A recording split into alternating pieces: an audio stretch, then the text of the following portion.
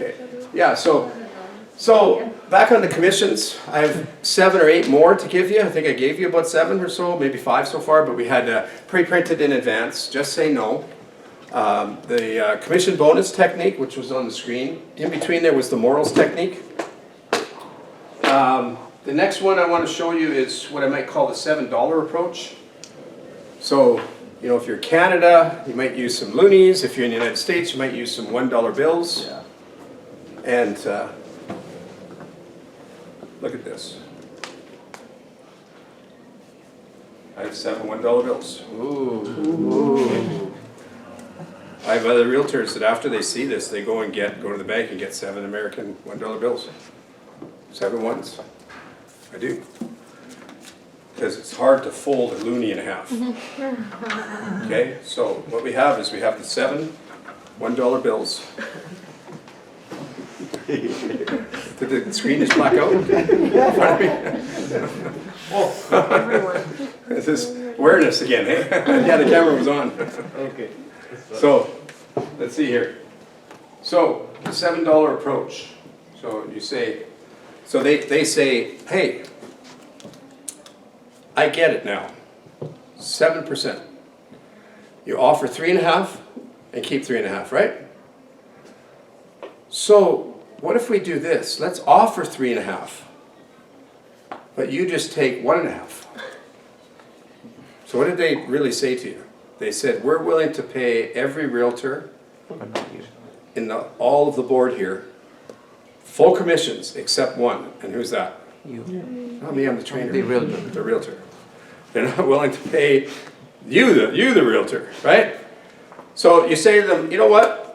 I won't do it for that, but I'll show you where our commissions go so you understand it, okay? So you already said you're willing to offer 3.5.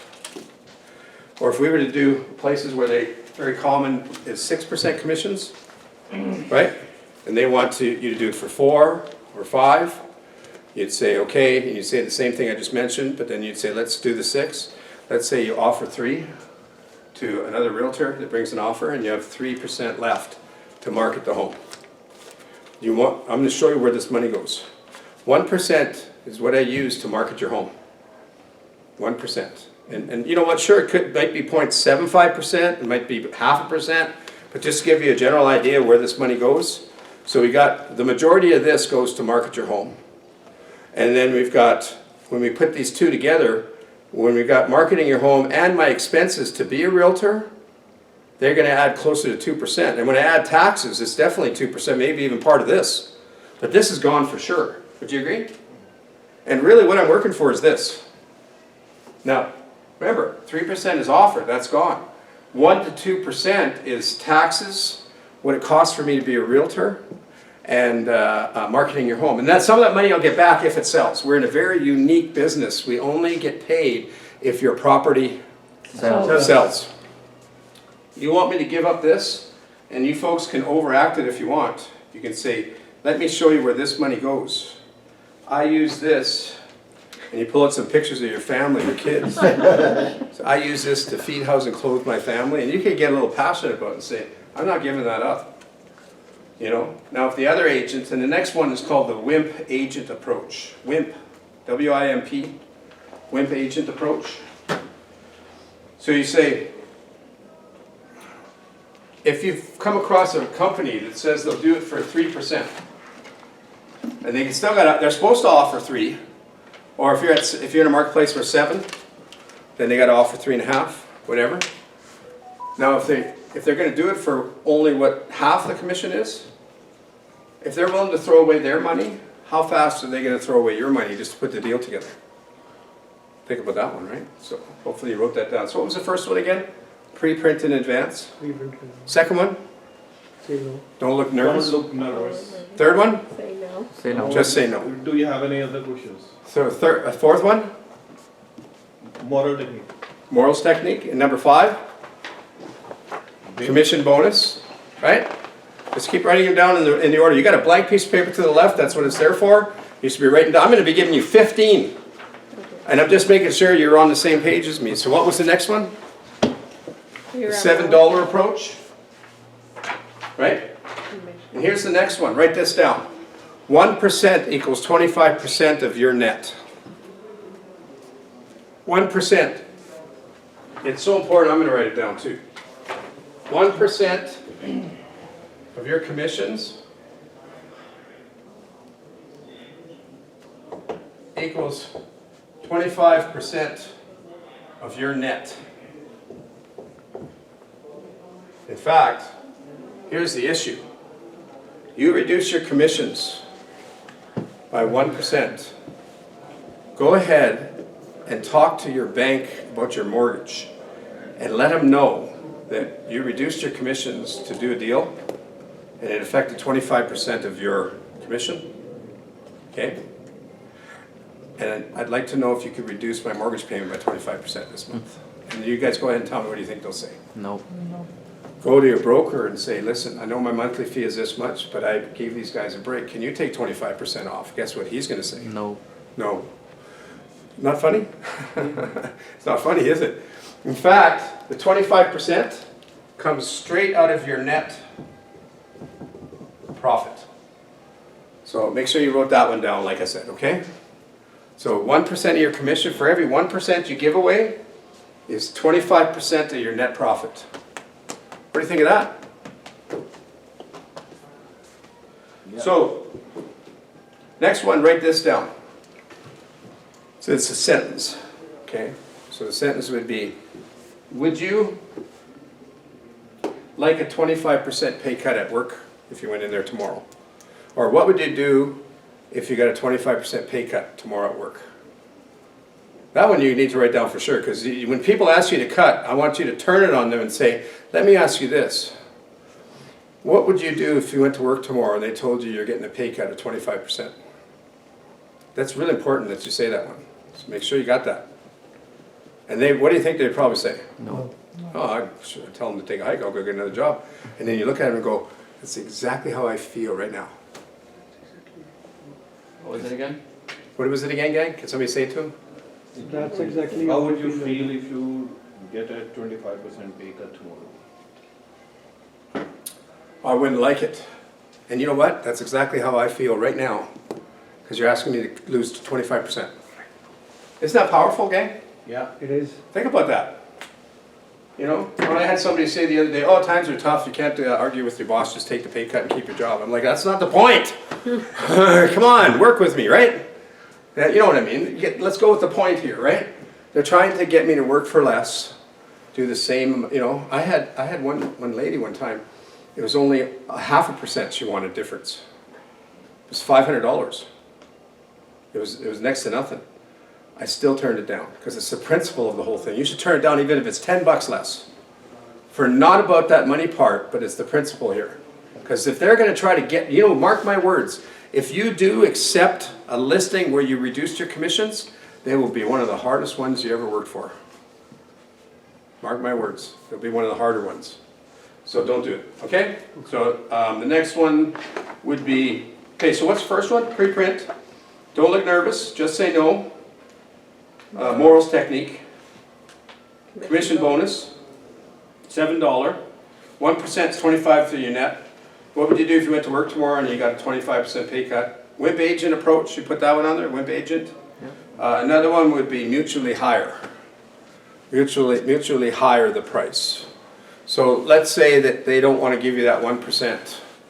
If the price that they want to list their home in is in a price range where you can add that 1% on the list price to get your commissions without going into a different price range, then you might be able to do it. But I don't really like it. Does that make sense? What was that technique called? Mutually hired. Mutually hired, yeah. And here's another one. Just call it, well, I'll just tell you what it is. Put this down. Reduce 10,000, change it to 8,000, and put 2,000 to commissions. Okay, so here, when somebody says that they will reduce 10 grand or 20, use most of it to reduce and a portion of it to increase the commissions. Okay, and I'm still getting a puzzled look from quite a few people. Do you want me to explain it again? Yes. Yes. Okay, if you say, if you're going on a price reduction and they will reduce 10 grand, instead of reducing 10 grand, reduce 8 and put 2,000 as a commission bonus. Make sense? Yes. Yeah. Good. You got it? Yes. Okay, as long as you got it. So it's just a good idea. One of my students brought that up before. Yeah. So- It's a pretty good idea, yes? Yes. How many techniques do they give you for protecting your commissions? 8. Is there only 8? I guess so, eh? 1, 9. 2, 3, 4, 5, 6, 7, 8, 9, 10, 11 I got. Okay, you should have 11. How many, who's got 11? No? Okay, let me say it again. Pre-print in advance. Yeah. Don't look nervous. Just say no. With the text. Morals technique. Commission bonus. $7 approach. 1% equals 25% of your net. What would you do if you got a pay cut tomorrow of 25%? WIMP agent approach, mutually lower and reduction.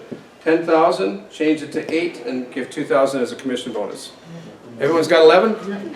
There's probably 3 or 4 more on the audio tracks. Who's listening to those? Okay, let's carry on here.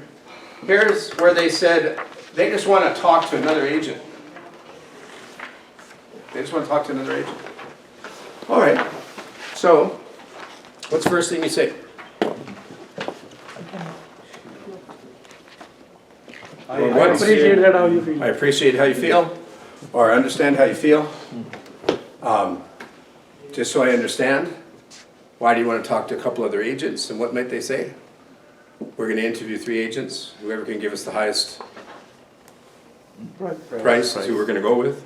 That could happen. Or we're going to talk to 3 agents. We have one that sells a lot in this neighborhood, we want to hear from him. That could happen. They could tell you a number of reasons why they want to interview a couple other agents, right? So we don't have to role play this, but I still have to remind you that you should use the comparison chart, yes? And what's that look like? Looks like that, yes? The comparison chart. And that was from what lesson? Do you recall? 4. 5. Lesson 4. Yeah, so make a note there. Remember, your notes is for you to put where you can refer to things and all that kind of stuff, right? So in lesson 4, the comparison chart. So the way it's supposed to look, just to remind you again, you would just have the services here that you actually do. This is just a sample page. So if you don't have a kiosk, you're not going to put it in there. But you should have about 15, including yourself. Okay, so figure out, check with your broker. You need broker approval as well. There should be a spot down here that says approved by your broker. Then you put your company here and put your 3 or 4 competitors. So there'd be more than what's on here. There'd be like 4 competitors. Then you'd have Help You Sell and Physical. So you got XYZ and 1, 2, 3 and all that kind of stuff and BS Realty. And the services, you want to make sure that your services here, yours are all checked off. So when we did this as a worksheet a little while ago, you had them all checked off. Right? Then XYZ, remember I told you 70% of these services are the same for the MLS companies. The 30% different is you. You know, like the pre-qualifying, in fact you might do your own TV and radio stuff. You know, there may be a couple other things you do, but this other company doesn't do it as a whole, so that's an individual thing. So they have a few missing. You know, two or 3 missing. Next company, maybe even less, next company. So you got all these checked off, this one's got lots, this one's less. And then you just say to them, here, take a look at this. And they look at it and you go, so I just want to let you know, I feel like I've done the shopping for you. When I first got into real estate, I was wondering which company to go with. And I wanted to find a company that had the best package of services that would help me help my clients. And I found that ABC was the best company. It had everything that felt right. And I went and checked out XYZ and 1, 2, 3 and BS and all that. And I just felt that this one was so, I've got all the services here and then there's some of my own services here. And then I cross-referenced with all this other stuff. And this is what I came up with. So take a look at that. And they go, oh, interesting. And they got it in front of them, yes? Then you say to them and you hand them the pen and you go, so which one of these services do you think would sell your place? Which one of these? You guys give me an answer. Which one? MLS. Yeah, maybe, but you know, could somebody call because of my TV ad? Yes. Yep. Could somebody call because of maybe they called on the art side? All You of know, them. so it could be any one of them at least, right? Yep. You know, so it could be, and you say now, just you could do it or they could do it. You say circle the ones that are empty, and you go. So it could be that this one, could be this one, Could be this one, and you circle about a half dozen. Say, so how many buyers do we need? One. So just one of those empty boxes could be the buyer that you wanted, but I got them all. But it's kind of like this. Well, let me ask you this, and do you folks remember this? Ooh. The airplane clothes? How many of you remember it? Okay, the rest of you don't? Okay, so we did that, what, just 2 weeks ago? Okay, when I start talking about it, put up your hand when you start to remember. Because what that'll prove to you is that you actually do know in your head. You just can't access it right now. You need a little boost. So let me ask you, and you put up your hand as I'm talking to let me know that you remember it. If you had a choice between flying from here to Los Angeles, first class or coach, look at the hands start going up. So you notice that, does that prove that you already knew it? Yeah. I could stop and you'd remember it all now. Isn't it amazing how our brain works?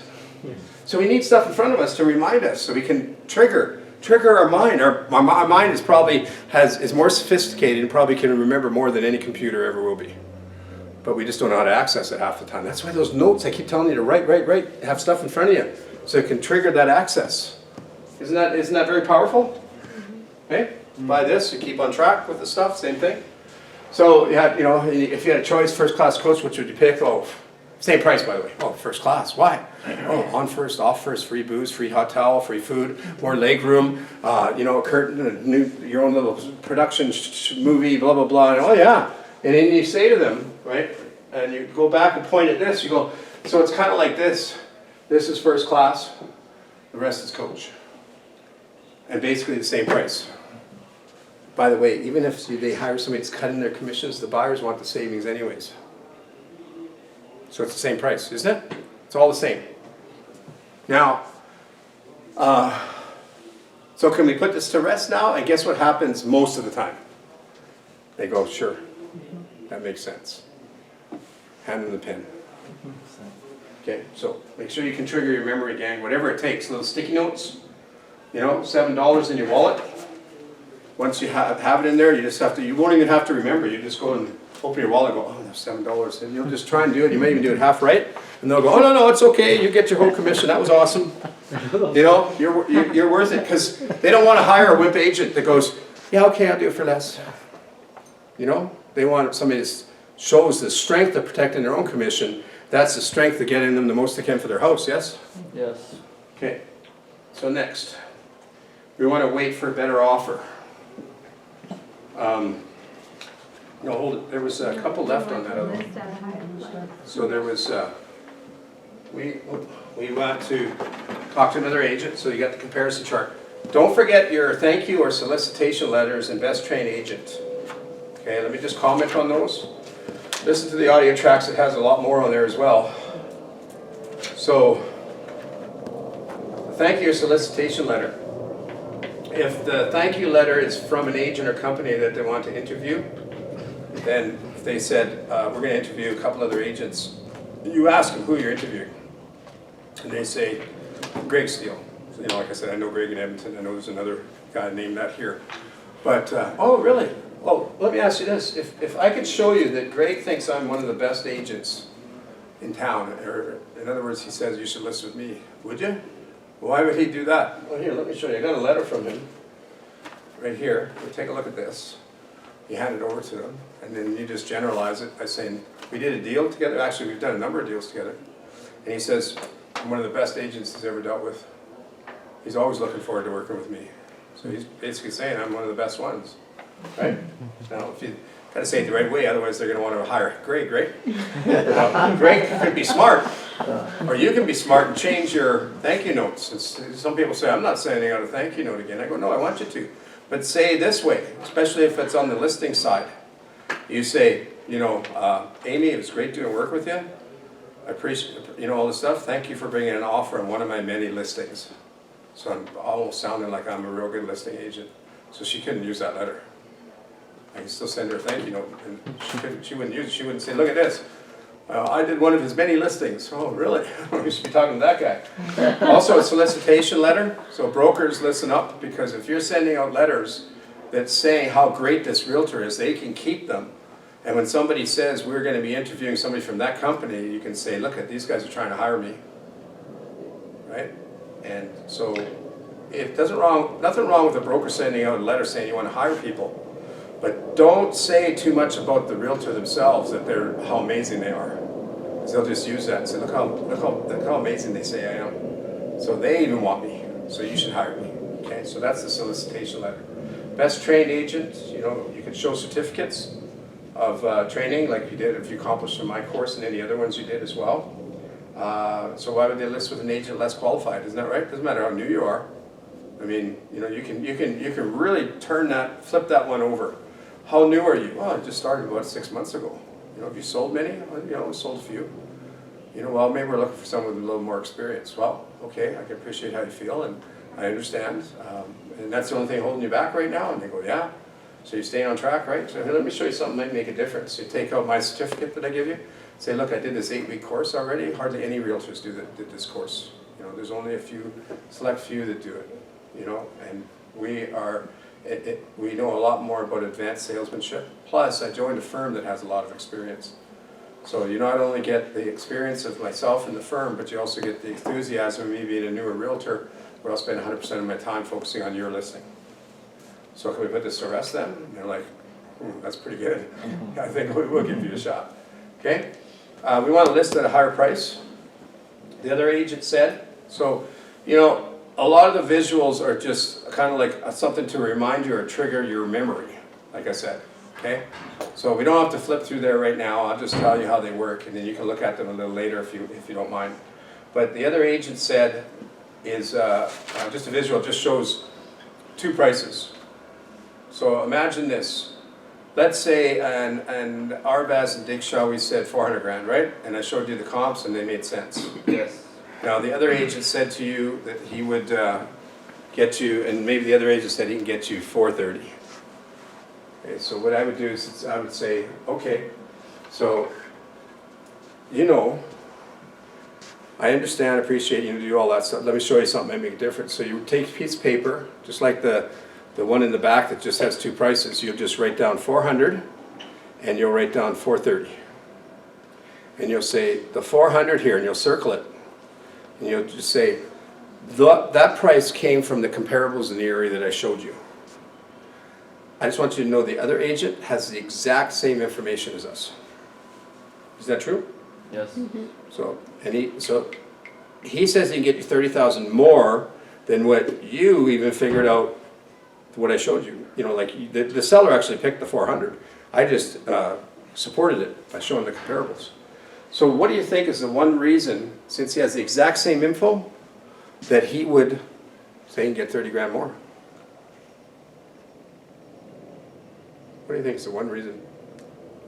Just want to secure that list. Just wants to get the listing. Exactly. Is there somebody on their phone back there? But just pay attention, this is good. We're almost done soon. So, and you're supposed to collect money too, so now you're going to collect it from yourself. But I don't know. He's got $10 from coming to you from today too.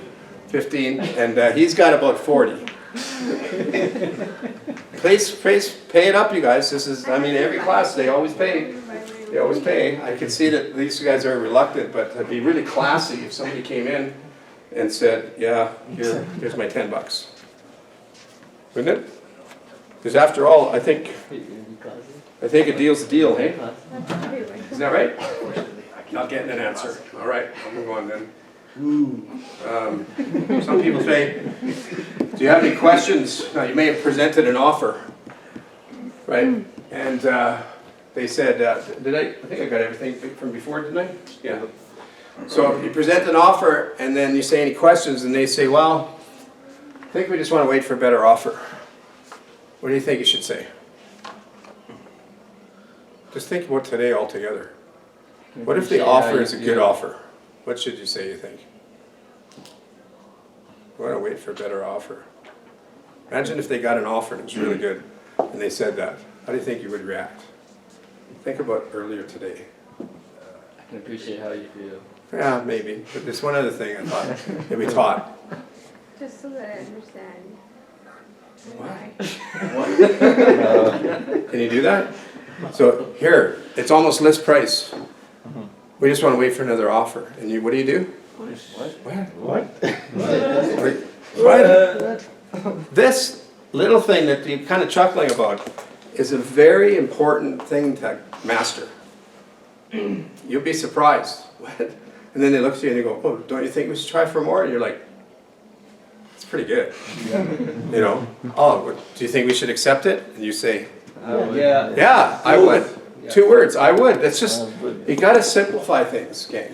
You got to make sure you simplify things. Isn't that right? Yeah. So you want to wait for a better offer, or you just do try that stuff. That's advanced salesmanship. Or you can say, well, I can appreciate that you want more. I get it. Just so I understand, what's your thinking? You know, we counter and then lose them, or you know, take a chance, or what? You know, well, do you think we'd lose them? You know, you can accept this and it's done. If it's a really good offer, you know, or we can wait. And you can take out the possible cost of waiting and say, if we counter and they reject it or let it go, and we lose it, we may not get an offer for another month or two. Now interest rates are going up in a month or two. And you have that conversation again, right? Reader's Digest is just, you know, you saying that you heard from a trainer or you read in a book or in the back of your manual that has some stuff. And you just say, there was a guy that gets transferred a lot working for Air Canada. And he started realizing that sometimes the first offer he got when he moved was a best offer. He used to reject and say, I want to wait for more, and he was waiting for less. So the next few times he sold, he could see that the first offer was sometimes the best offer. So he either accepted or countered to make it work. You know what I mean? And stale bread, same thing. If you turn down an offer and then your property sits, the general public, when they see a for sale sign in front of a lawn for a month or two, they start thinking something's wrong with the property. Becomes stale. You can even do price adjustments and it's still stale. So watch out for that, okay, gang? Okay. So it's kind of like a loaf of bread for when it comes to the stale thing. Freshly baked bread today at the grocery store, how much? Okay, $3.99. Okay, tough question? Yes. Okay, just wondering. Some of you don't shop though anyways, right? Don't buy bread. Okay, anyways, loaf of bread, $3.99. If nobody buys it for 2 days, what's the price then? Just half price. And if nobody buys it in 7 days, how much? It's just bird feed, crumbs. They turn it into breadcrumbs and put it in, you know, for croutons or something. You know what I mean? So, I mean, houses are similar. They can go stale. Next, we want to list after the holidays. So this is the last one we're going to role play. So I want you all to look at page 832. And the person that's the realtor can tear it out of their book. And the other person can just take a glance at it, put away their book for the role play. And I just want to do the holiday handler real quick here. So I'm just going to talk about the first 5. Fair enough? Okay, so pay attention to this. So, any questions? No, but I think we're just going to wait till after the holidays. So that really applies for you folks right now, considering the month we're in, yes? Yeah, okay. So what do you say first when they say we want to wait till after the holidays? I can appreciate how you feel. Just so I understand, why do you want to wait until the new year? And what would they probably say? Why do you think they want to wait till the new year? It's based on the Christmas holidays though. They just want to eat, drink, and be merry. Yeah, they just want to eat, drink, and be merry. That's a very good answer. I don't want to think about it. So, you know, like I said, if you understand what they're thinking, then you may agree and say, yeah, I agree, you know. But you still could probably show them stuff anyways, right? I understand how you feel. I mean, that makes total sense. Is that the only thing holding you back right now? Is that you're ready to list the property at this price and everything, but you just want to eat, drink, and be merry for a couple weeks, and then we'll get at her? And they go, yeah. Okay, well here, let me show you something that might make a difference. Might even make you more merry, okay? And you take out this page and you hand it over to them. So all of the people that are role-playing as the realtor, make sure you've torn it out of your book. Have it ready, okay? And don't hand it to them yet, though. You got to hand them at the right stage, right? So you say, here, take a look at this. And you say to them, what's the first one on there? There's less competition. So I just want to let you know what that means. Any questions? Okay? Don't role play now. I'm still teaching it. Let me teach it first, okay? So somebody just starts going at it in the back there. All right. Well, I'm glad you're motivated. So back on this. Everyone, look up here though. This will help you to learn a lot better. Look up here and remember, you say, what's the first one? They go, oh, less competition, it says. Say, yeah. most people think that they should wait until the new year or even the spring. They don't realize that there's less properties on the market in December, especially in that 2-week period. And the law of supply and demand says that, hey, if there's less to choose from, you might get a quicker sale or you might get more money. In fact, look at the second one. What does it say? Serious buyers. Serious buyers and transferees can only shop in that holiday season. They're working every other time. They actually put aside time to go to a city that they're moving to or being relocated to, transferees, and they're going to buy something for sure. So you really want your home on the market to have a chance. The National Association of Realtors says that because inventory is a lot lower in December and there's still serious buyers, that you might get up to 4%, 3 to 5% more than what the home's worth. More than what it's worth. Isn't that interesting? Yes. Now, I can't guarantee anything, but it doesn't hurt to try. It's just my thinking. What is number 3?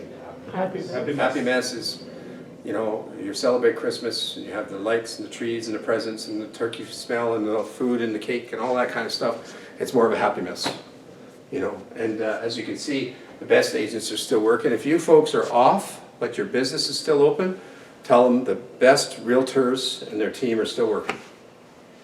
If you're not on holidays and you want to say that you're going to be around, then say it. Okay? But I'm not going to tell you to say you're here when you're gone for a month. But I still believe you should have a business that's open so you can say our business is still taking listings for that period. Okay? So you're not lying, because you don't lie, right? You know what I mean? It's just, you know what? There's one of the main reasons we don't lie is morally it's wrong. Agreed? Yes. But guess what's another pretty good reason why we shouldn't even fib? It's hard to keep up with It's one. hard to remember it all, isn't it? We have to remember too much crap. If you tell the truth all the time, you don't have to remember nothing at all. Yeah. Just be transparent, say everything, right? You know, just, you know. But sometimes you got to say things a certain way. You know, like my business is still taking listings, and we're open for business in December. We might be able to help you, right? And then you might be gone to Mexico for 10 days. I don't know, but your business still has to be functioning. Yes. True. Okay, so sensitive buyers will make convenient appointments, so you don't have to worry about that. All right, I think the last 2 I don't want you to talk about. I want you to role play the first 5, and then I want you to say, so what do you think? And hopefully they'll say, yeah, you know what, that's interesting, maybe we should do that. And then you say, yeah, I wouldn't hand the pen, and that's it. Don't switch, and just put up your hand as soon as you're done. Do it as quick as you can, please.